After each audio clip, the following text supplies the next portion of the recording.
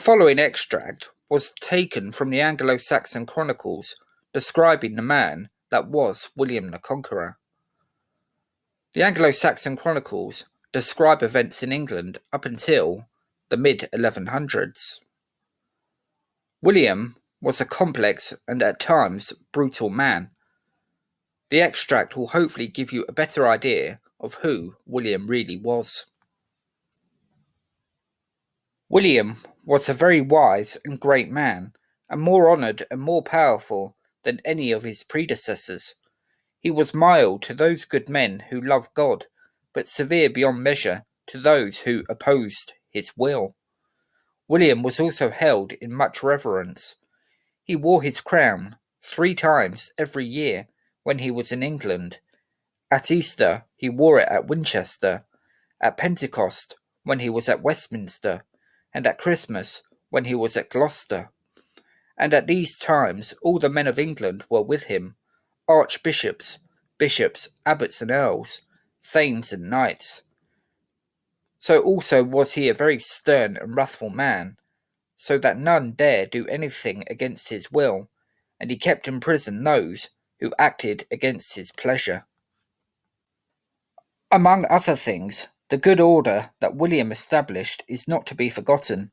It was such that any man might travel throughout the kingdom with a bosom full of gold unmolested, and no man dare kill another, however great the injury he might have received from him.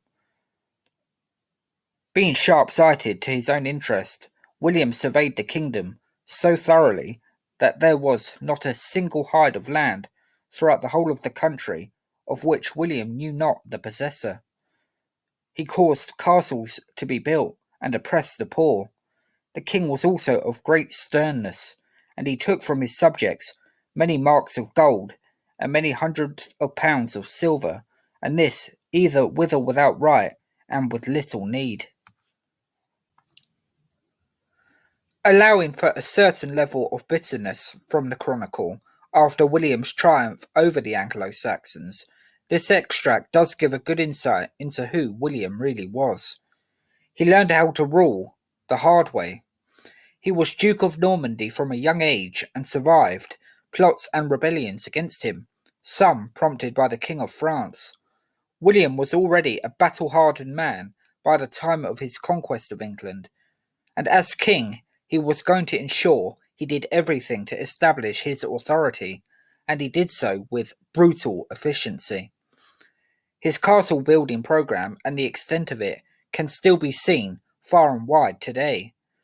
William, even after his victory at Hastings, had to survive many uprisings across England, including from a mysterious man named Hereward the Wake, and it wasn't until deep in his reign that William was finally secure on the throne.